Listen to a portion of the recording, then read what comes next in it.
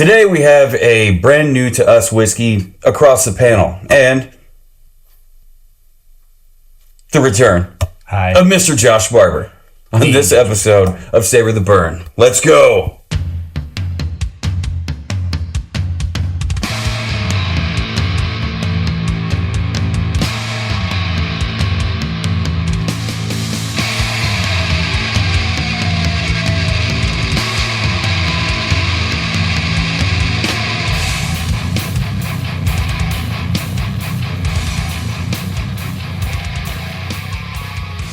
Hello, everyone, and welcome to the Savor the Burn podcast. My name is Jonathan. Across the barrels from me is Mr. W2, and we also have the return of Mr. Josh Barber to address. What's up? Thanks again for coming out. Yeah, thanks for coming out. Yeah, Love it. Learned a lot about you pre-production here, and we're probably never going to show these tapes to anybody because, oh my God. Okay of red flags. We usually get into Scotch when Josh is over. Usually. This is not a Scotch night for us. It's not, but it is smoky like a Scotch. That's true. And it is a single malt. Just go by what the label has to say. It is a single malt. Mm-hmm. Single malt. It's smoked. And it's from Texas. And it's called Andalusia Whiskey Company out of Blanco, Texas. Yep. I've never been to Blanco, Texas. It's also finished. Yeah. You got this at the distillery. Yeah. Okay. Yeah, it's like right up from where some family lives, and it's a cool distillery. It's like this beautiful blue building, kind of like off the side of like a little highway. I think I saw that looking on their website. Yeah, it's cool, and they're super their tasting room is gorgeous. Yeah, the only little blue building I know off the side of a highway is a little El Salvadorian restaurant. Oh, yes. Up here. Yeah. Over there by where Aftershock used to be. Yep, off of Miriam. Johnson Drive. Johnson Drive in Miriam. Yeah, just kind of... This is news to me, so discuss this Go with there, me get after. Some pupusas, probably shouldn't have culturally appropriated your language, everybody, in your accent. Let's get back into this, shall we? Andalusia Whiskey Company. Who has the information? Is it UW2? I got a little bit that I can read, and then we'll just kind of go from there because neither one of us have been there, but this guy has, so he's probably going to be able to tell us some things that are not on here. Well, before we get into that, thank you for watching on YouTube and listening on your podcast app of choice. Be sure to click subscribe and bing that bell notification and share it to all your fancy whiskey enthusiasts. Thank you. So, what do you got? So this is... You talk all pour. This is from the Andalusia Whiskey Company, Stryker, Texas smoked single malt, finished in Ex-Haak Madeira Casks. Haak Madeira? That's the first time I had seen that. Yeah, H-A-A-K, and I'm not really sure. Maybe I should have done a little bit of research. But, I don't know. I've heard of a hackberry tree. But anyway. Bottle pop. At any rate, it's Madeira cask finished. Nice. This comes in at 100. This comes in at 100 proof. It is a straight bourbon whiskey. I do not have an age statement on there. I'll come back to that in a second. This is from Texas, like I said. And it says, in the beginning, as with any good story, or whiskey for that matter, it all began with beer. Tommy Irwin and Ty Phelps met while working at Real Ale Brewing Company. It didn't take long for a friendship to form, and after several years of Tommy running the lab as the microbiologist and Ty brewing as a lead brewer, the two friends decided to take a leap of faith and open their own place, a whiskey distillery. With their combined backgrounds in brewing, chemistry, biology, culinary arts, and restaurant management, Tommy and Ty took the plunge into the world of whiskey. Stryker adopts the Scottish tradition of smoking malted barley that is destined to be used in their signature Islay Scotches. Rather than burning peat, however, Stryker is mashed from malted barley that has been smoked in the Texas barbecue tradition with oak, mesquite, and applewoods. This is backyard barbecue whiskey at its best. Wow. Totally makes sense. It's from Texas. Yeah. Why Texas not use is renowned for their barbecue woods expertise? I mean, just probably as much or more so than Kansas City is. That's a great color. And before we got started, you found something on the back of the label that talked about the age of this. Technically, I think there's no age statement, but it said something about... Yeah, down here it says aged a minimum of 3 years in a charred oak barrel. And you said it was 100 proof? Here it says 62.1 alcohol by volume. So we're looking at 124.2. So to back up some, I was not... able to find very specific information about this bottle. What I did find was their 100 proof Stryker, and I believe the Stryker line as a whole is distilled and bottled exclusively for Total Wine in Texas. Yeah, that's what. But this is you had mentioned you'd had their single malt before, but you had not had their smoked single malt. And so that probably sets this one apart. Yeah, I think they do 3 versions. Okay. I think there's their main line, which is the single barrel. And that's probably 100 proof. Yeah. I think they do, this is like a exclusive. I don't think they do this a lot. And what was that proof again? 120? Yeah, I'm looking at 124.2. Okay. Yeah. That's got to be at least damn near cask strength, if not cask strength, which is going to speak to the color. Yeah, the color's amazing. If you're telling me it's a minimum 3 years, so at best you're probably pushing 4. Looks like a really dark, sweet tea. Oh, that's got a good nose on it.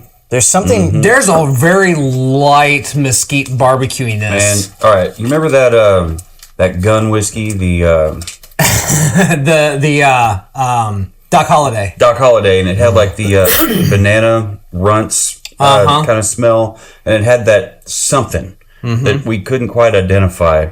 This also has it. You think so? Yeah, plus smoke, plus like That mesquite's coming through to me. It was like clove and Clove. this Molasses.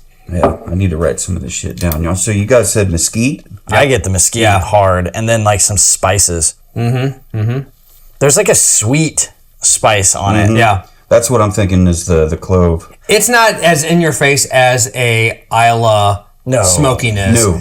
But there's definitely a slow roll of a barbecue smoke. This is a familiar smoke like smell to me of Texas or Kansas City barbecue. Yeah. Like when I feel like I'm rolling up on a restaurant, I get this smoke. It's like Scottish whiskeys or Scotch is like there's a different smokiness to it. It's a mossy, it's a thicker, earthy. Yeah. This is sweeter, it's brighter. That probably comes brown from sugar and molasses. That cocktail of different woods that they used to smoke their malt. Oak, mesquite, and apple woods. But I'm still picking up on a little bit of oak in here. I get like on the nose. brown sugary kind of things. Brown sugar? Yeah. Yep. That'd work with the barbecueness. Yeah, maybe just a hint of honey. And honey. Yeah. It's funny you see the apple wood, but I don't really get like an apple thing out of it. Right. It's like cinnamon and kind of. There's a faint citrus on the nose. I haven't gotten it yet. Palate anybody? I'll put down here citrus because I mean it may show up later on the nose for us. Yes. So Sorry. cheers, genitals. Ooh. I got it before you. Wow. I was not expecting the pepperiness. And that oak came singing. The oak came singing. The smoke just continues right on through the palate. It's a hot pour. Yeah, I just started to give my head a little shake there. Yeah, yeah. The proof gets you, but peppery. I mean, there's like a white, green, red, black pepper that finish to it. Sweet. That's nice. Yeah. It is very barbecue-y. Yeah. Not quite smokehead. No. Have you had that? Yeah, I've had it. Well, This is hot. this is not that. This is this is good. This it's is really better. good. It's cleaner. It tastes more refined. Is this pot distilled? I know it's double distilled. I think it's copper. Oh, okay. I don't know. Do we have any notes on it? I do not. Yeah, copper pot. Copper pot. Very nice. All right. Double distilled. So I guess that's why it has that kind of oily coatiness going on here on the. I get the grassy note a lot from people on Texas bourbons. It's single Really? malt. Okay. I don't know what it is. I don't know if it's the water. I know down there in San Antonio, there is. You know what? Sorry to cut you off, but actually, just had a. This is a single malt. This is not a bourbon, so I need to stop talking about this. This is not a bourbon. There's not going to be 51% corn. Yeah. And no rye. Oh, yeah. But yeah, it's going to be grass run through oak and smoke. I mean, So for me, the barley it shows up on the. Oh, it absolutely does. Yeah, barley's 100% in there. You were gonna say? I think down there because Blanco is north of San Antonio. Okay. I believe. I might be incorrect about that, but I'm pretty sure it's north of San Antonio. I think they have limestone, like Tennessee, where the water runoff happens. So I don't know if that's where people get the grassiness, because maybe it's just a little different. I don't know. I thought that would have come from the barley. It could, and it could be the heat down there. It's a lot different. Yeah. The heat down is a lot the closer you get to the different. equator, the harder the sun hits. It hits different. Well, and the depending angel on where you share, is going to be a little bit higher because of Texas. Well, and this isn't a Garrison Brothers episode, but when we get to that, apparently they found out the hard way that the Texas heat will make a barrel explode.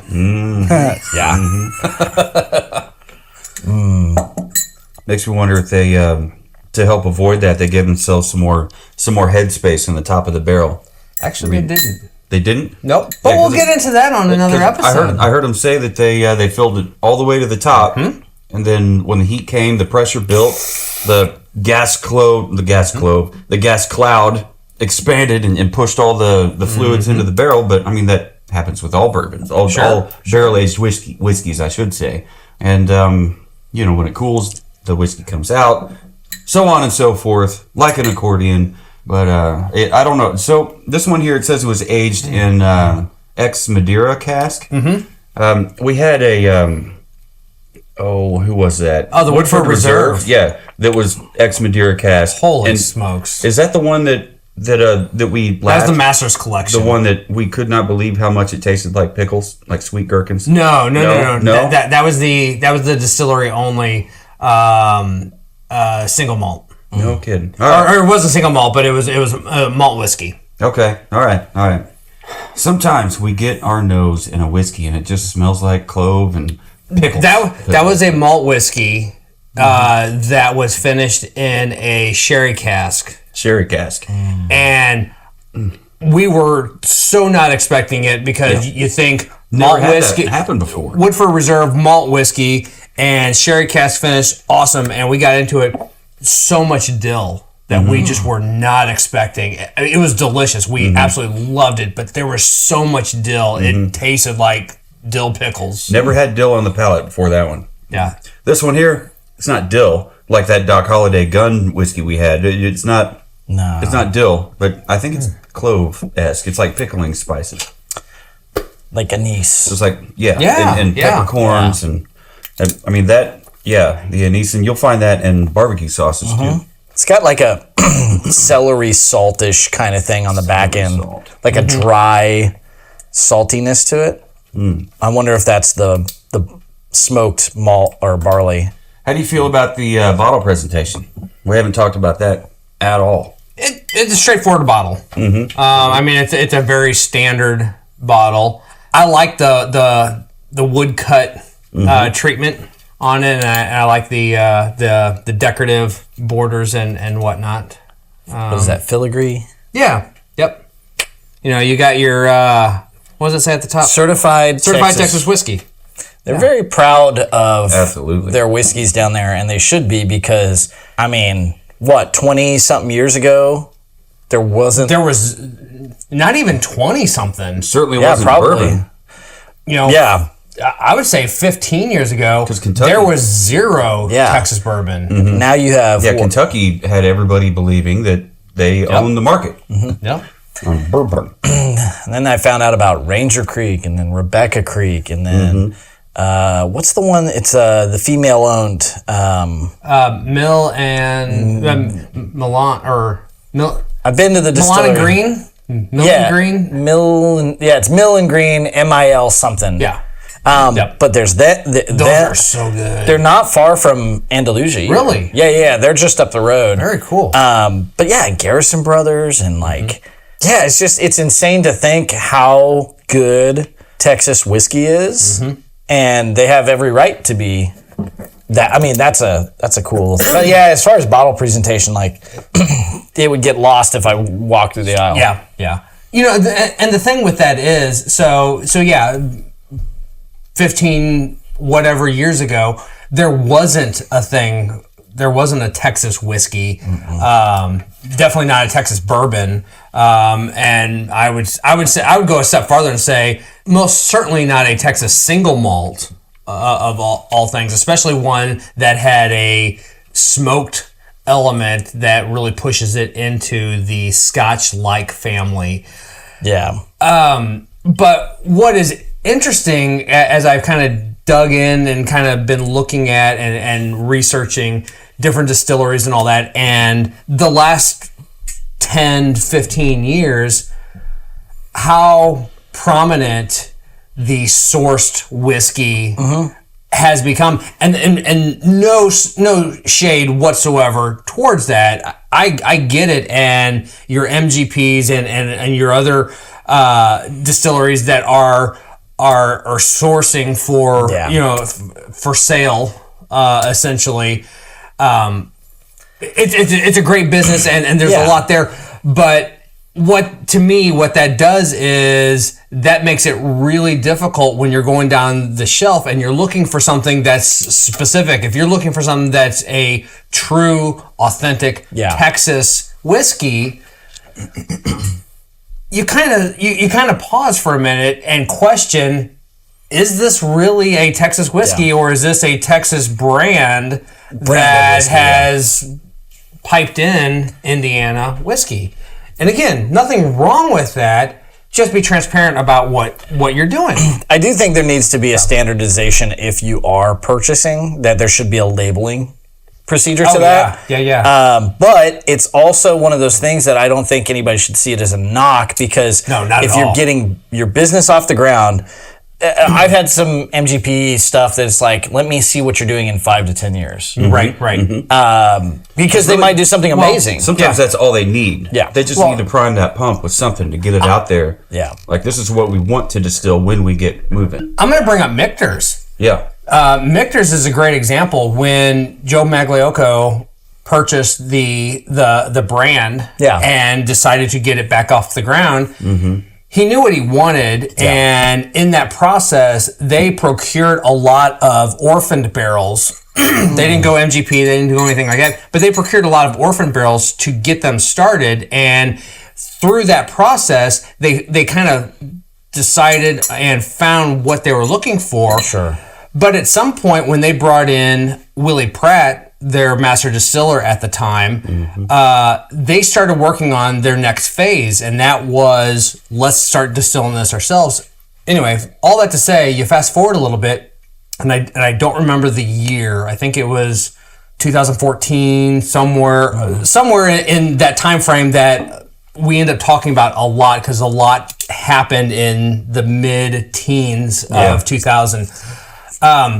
They started distilling their own, and they very quietly started putting it out there in place of what they had been releasing up until that point. Yeah. And they didn't say a word and just let it ride for just shy of about a year, I think, if I remember correctly. And then they were like, oh yeah, by the way, we're distilling all of our own spirits. And nobody, all the critics, nobody noticed. They just made that switch. Yeah. So huge kudos to them for one, having a product that was people liked, which was great, but then working into it and being able to switch to 100% your own production, and nobody noticed. Yeah. To me, that's a huge statement, and that's huge accolades to their distilling team and really paying attention to all the nuances that go into that. And so, but yeah, it has its place. Yes. You know, and even a smoke wagon out of Vegas, they get their distillate from MGP, but they're in the middle of the desert. They put it in their own barrels, and then they put it in their rick houses and just scorch the ever-loving shit out of it in the desert heat. Yeah. And then chill the shit out of it. You're not going to get that. You're not going to get that anywhere else. No. So it works for them. To my knowledge, from what I've heard, they have no interest in bringing that in-house. Sure.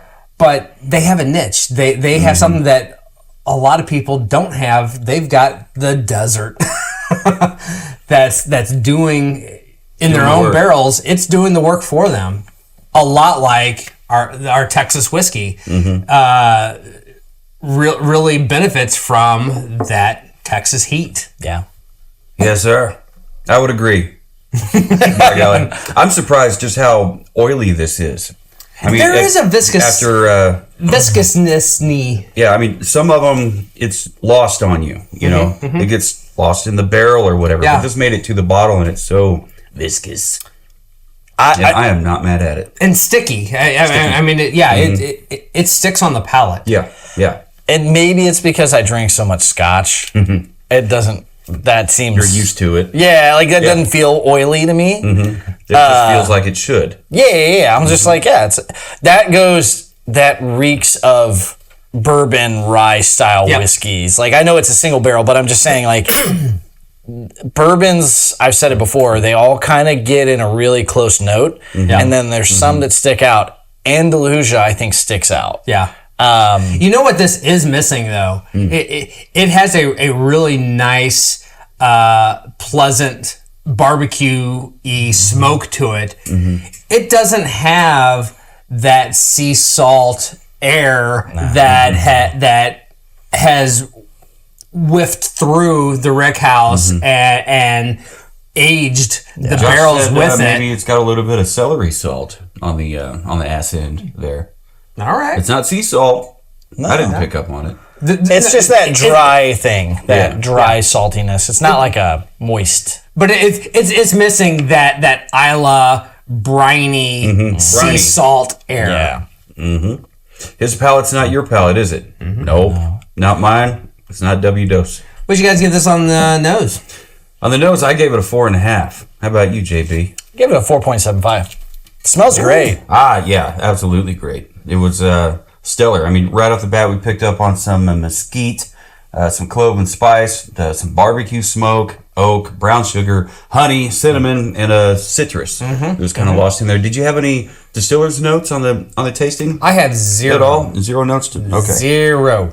Sometimes we like to go to see what the distiller had to say about it and compare and notes. with this being a very specific variation of the Stryker bottle, they didn't have anything that was specific to this. The notes that I pulled right off their website said 100 proof, and then come to find out, this is 124. That makes us a different animal. Yeah.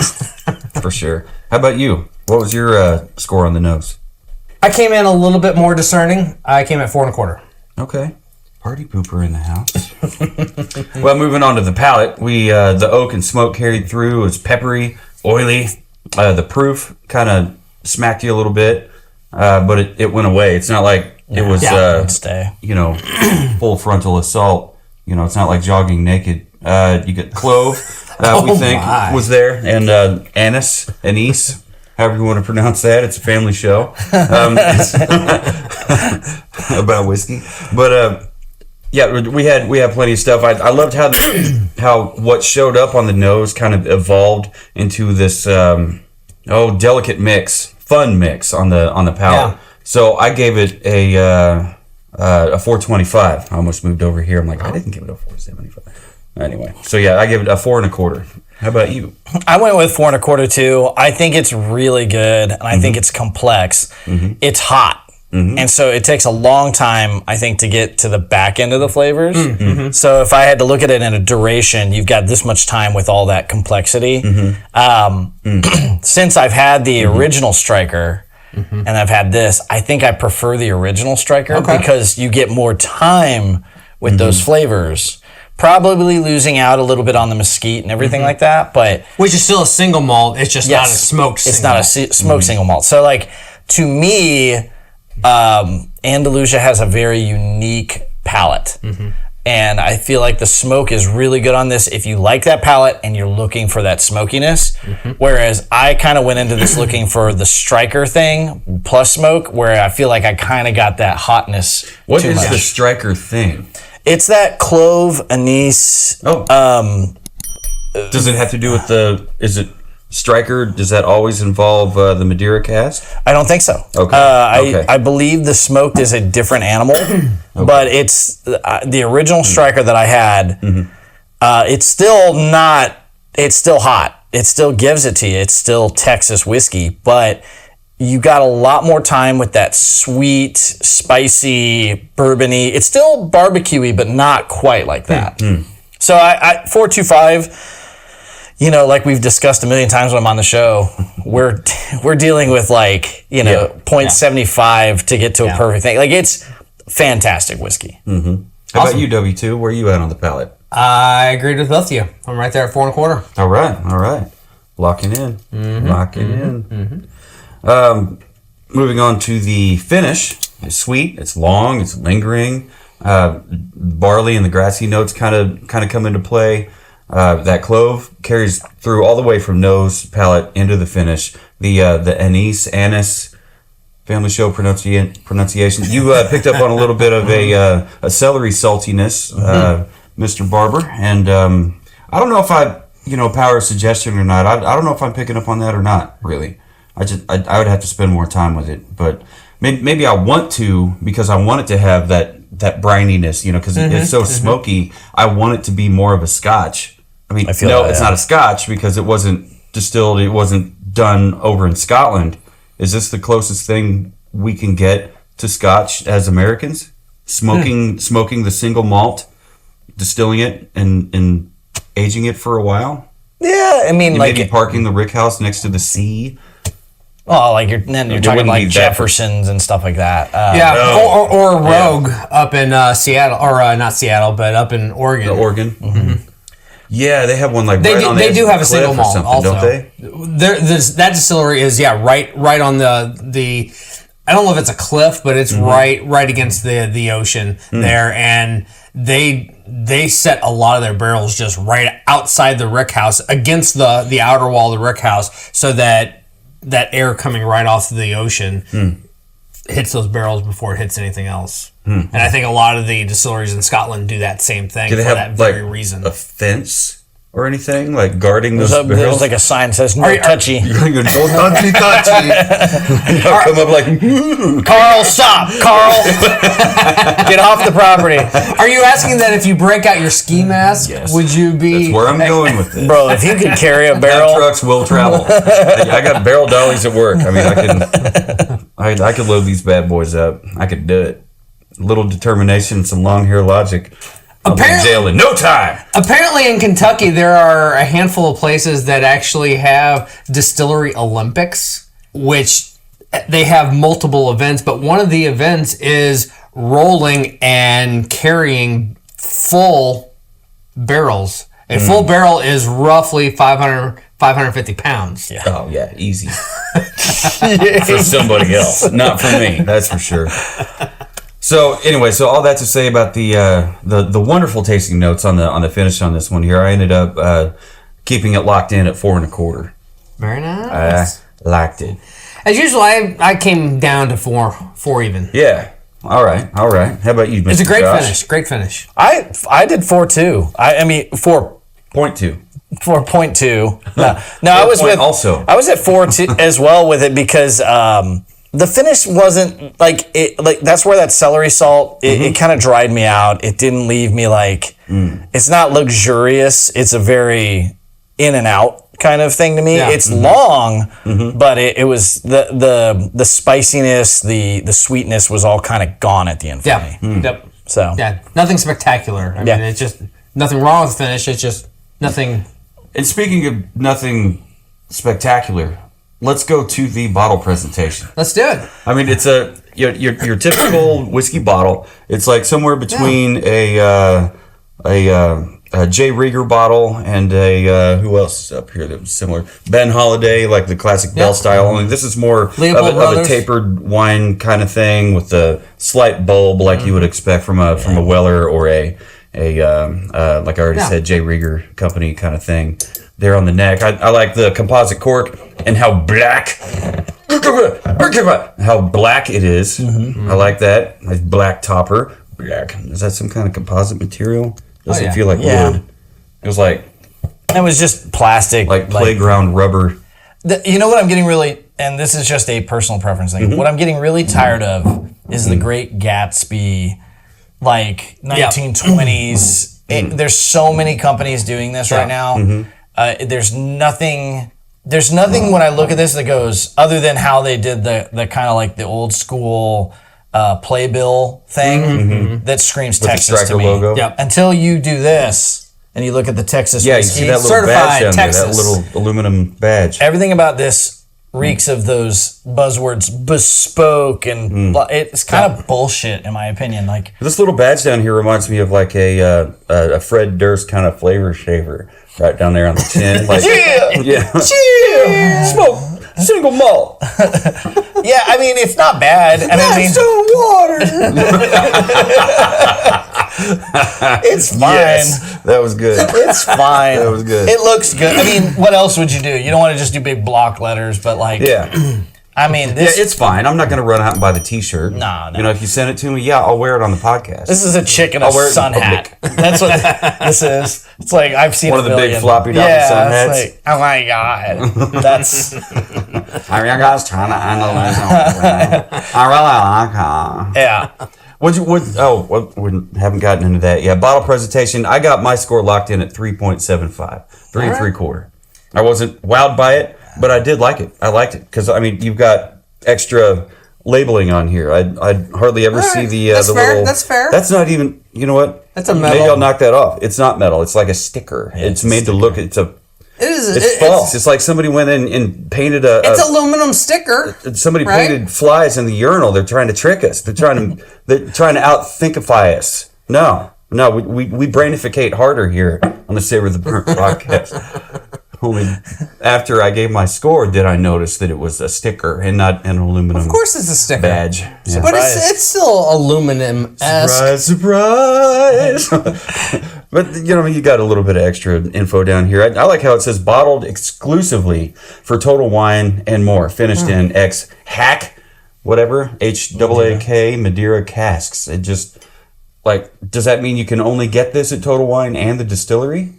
I mean, it doesn't mean that you're going to be able to walk into any Quick Trip or Piggly Wiggly or Hy-Vee We liquor have Total department. Wine here in KC. Yeah, yeah. So they'll have it if they have it. They will, Or they should be have able to get it for you. Maybe. We will check. Maybe you don't have to go down to Blanco. How do you? I'd how do you recommend pronounce it. Blanco. Blanco Tejas. Good Maybe times. not Yeah. in August. Yeah. So I gave it a 375. I'll go ahead and stick with it. I do like the bottle shape. I like the black topper and black cork. It's pretty cool. 3.25. 3.25. Yeah. I mean, it's not the worst I've seen, but it's like dead middle of the road for me. So it is mimosas on a Saturday with the girls. And I'm right in the like middle. Scotch with the boys. Yeah. I'm right in the middle at 3.5. 3.5. Yep. All right. Keeping it real. So, what is your final score? 8 even. 8 even. That's not bad. Mr. Barber here is not too much. 8.125 repeating. Yeah. All right. Bye. And I'm just a couple eighths higher at 3 eighths, 8 and 3 Very eighths. nice. So we're all within a half bip of each other. Is that how it works? Yeah. I think you should, if you're going to look at this whiskey, I think you look at getting this bottle and a bottle of original Stryker. And Do it side by side? yeah, make your opinion. Like if you like the smokier one, this one will be Good great. I personally prefer the original. And in fact, it's not the only whiskey they make. As far as the distillery goes, they're a great distillery. There's They a also lot make of stuff. gin, and they do. I think they also do vodkas and some other things. Yeah, they've got a bunch of stuff. Their tasting room is amazing. It's gorgeous, very well laid out, amazing staff, super welcoming. So I think it's you should go down to Blanco, Texas, and you should go through there because it's awesome. Very bike friendly. Road trip.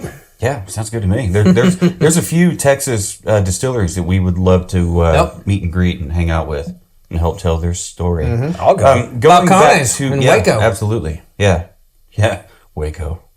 Oh, Waco, what have you done now? But going back to the Scotch thing, when This to me drinks more oily, I think, than your average Scotch. But you say that oiliness doesn't really show up on your.